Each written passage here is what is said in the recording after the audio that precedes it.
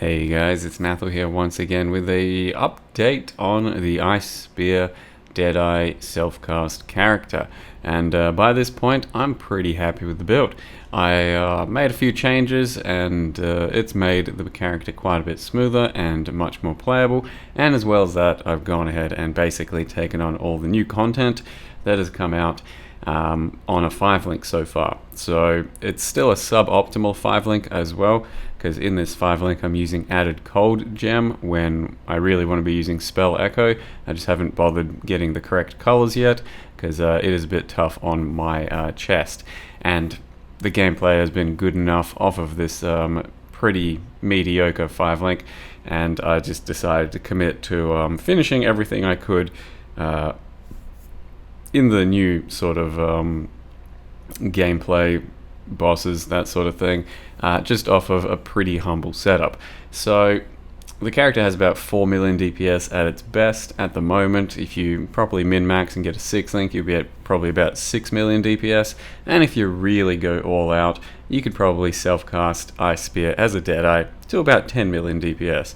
But that's going to be the real high end of gear. This one, still only like, whatever I was putting together as I was going, maybe a couple of hundred chaos worth of gear, and it performs pretty well during maps. I do run chain sometimes at this point as my 5th link instead of added cold, so that we've got more chains happening. But basically, Deadeye plus the chain ascendancy and then snake pit does create all of your clear.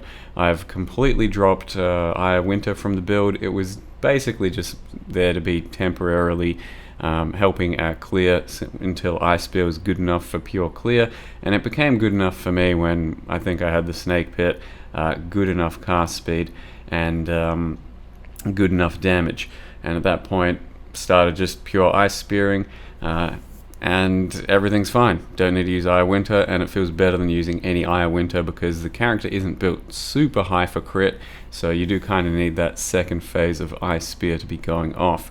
As well as that, the Mark Ascendancy feels really good.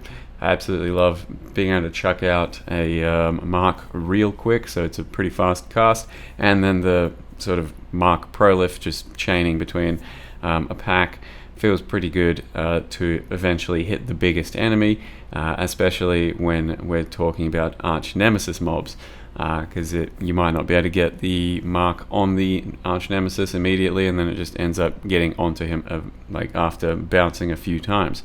So this is my first time doing the new mini bosses, and supposedly when you come across during the quests, you're supposed to, proc these guys pretty quick.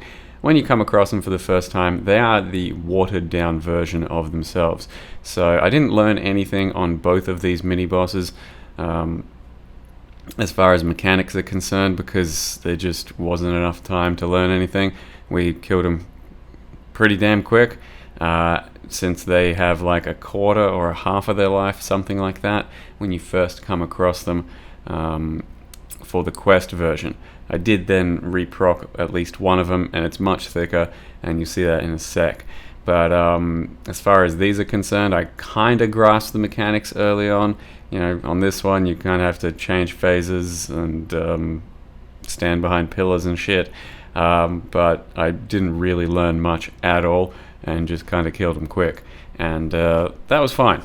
No big deal. And then, of course, kept progressing, did a few Guardian maps, did a few Elder Guardian maps, and the DPS is very good for what it is, and the playstyle is pretty good, and I've got decent sustain now because I did manage to get the cold leech on my gloves thanks to Eater of Worlds influence for the implicit, so that's pretty good for the sustain. And realistically, if you can get a Shaper ring with life gain on hit, or a Vitality Watcher Eye with life gain on hit, you'd be damn near unkillable as long as you are attacking with your Ice Spears, or casting with them rather. I don't have that, so just a bit of leech. I did end up fixing mana on the character by getting Eldritch Battery, so as you can see I'm casting off of my energy shield. You grab a chest and get % life as ES, and that's where all of my energy shield is coming from. And then from then onwards, mana doesn't become an issue. I put grace on the character, and then as well as that, we've got free real estate with a blessing, meaning we can cast hatred attached to that for the cost of our energy shield whenever we want. So this is the actual second time I came across this boss, and this is proccing him naturally after doing 14 tier 14 plus maps, and it's a much thicker version, but as you can see I've also rolled a bit of map mods on here, and one of them in particular was a huge mistake. I put 48% of monster's life as energy shield on the boss, and it just keeps fucking resetting so many times. I ended up killing this boss after 15 minutes and had to go through about probably 20 life bars to get it done. I was also trying to learn the mechanics for the first time of the entire sort of second phase thing, and honestly, it's a mess. Like, you get sucked down into this other, stomach or whatever the fuck, and you're supposed to stand on some platforms, and they're kind of hard to see, and you're supposed to go towards the portal, which is really hard to see the direction it wants you to go to, because all of the, sewage kind of pulsates towards the way you're supposed to go, and sometimes it's just hard to see. Felt like a bit of a visual mess, but whatever. Got through it, and as you can see, there's just too much energy shield on this cunt, and had to keep proccing through the energy shield, and it was a very long fight. I would not recommend putting energy shield as life on an enemy like this, and being able to kill it pretty quick instead. As well as that, he had 100% extra area, so it was kind of tough to learn the mechanics for the first time because of that too. Not too much else to say. I'm pretty damn happy with how the character went in the end. I'm still going to min-max it a bit more for the 5 link, maybe get a 6 link and try and take on the endgame bosses, the harder versions of them, since the quest versions aren't that big, and maybe try and get a Maven and all of that, just to fully test my character out and see where it goes in the end game. So you can check out the path of building for the updates, the changes, and there's probably still more changes I could make, like you could cut the witch tree and maybe go for a cluster jewel closer to yourself, different gear upgrades and all that, but I'm happy with how it is at the moment, and I don't see the need to make any sweeping changes. But if you would like to, you can definitely min-max the character a bit more, and I think the occultist version should start out quite a bit easier, maybe just have a bit of a different playstyle in the end, but I do think it should have a similar result damage-wise and enjoyability.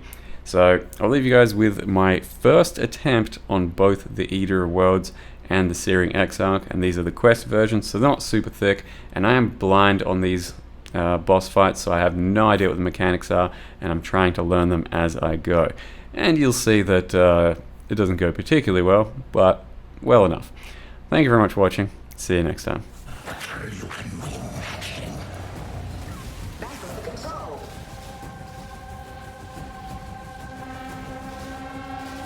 Okay, so he's onto the decoy totem and he's slapping.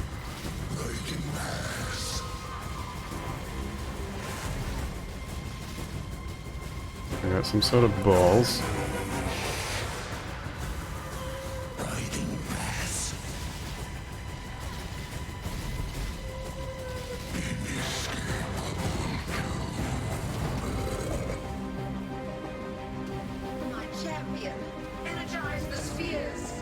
Oh. What does that mean?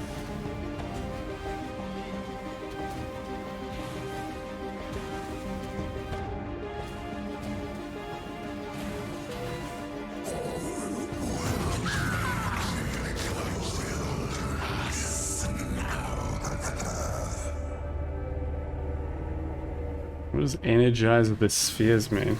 Do I have to stand on top of them for longer? Drag some of those balls onto them? Because what do these do? I'm not up to that just yet.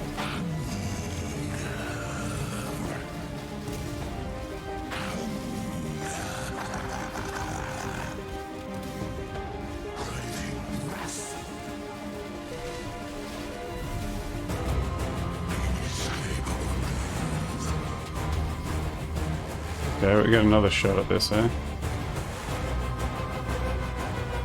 To attack into them. I have to pop all of them or something, maybe?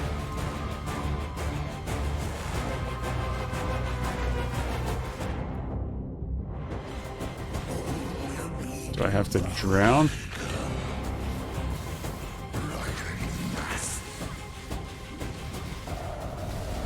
I mean, I live, but I honestly have no idea what the fuck's happening, really. Got a void stone, got the boy. For now. Okay, seems fine? Question mark? 1C bow? Gluttonous Tide? Is it?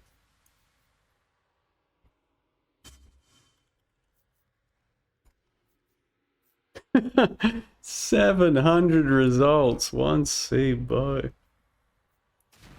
Spires great.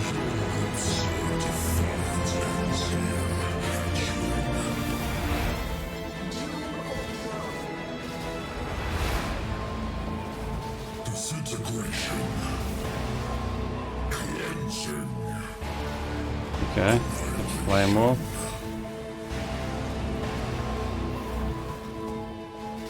Some tentacle fucking fiery attack. Disintegration. Cleansing. Cleansing. The fires of a thousand suns.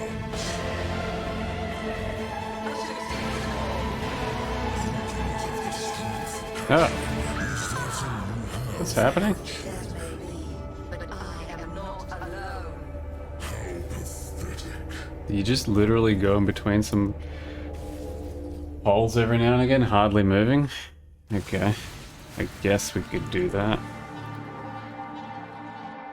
Yeah, I don't think dashing around is the play on that one. It overshoots you and stuff too much.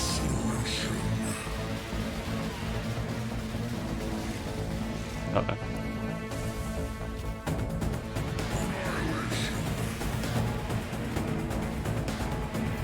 So what do these do? You allowed to step on them? Do they trigger afterwards?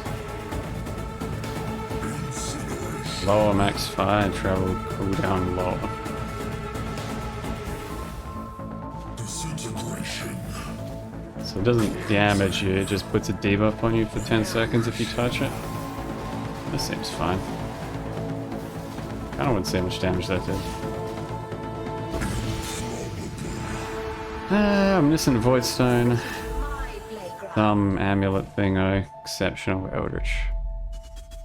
Let's replace any existing. Alright, what's the amulet?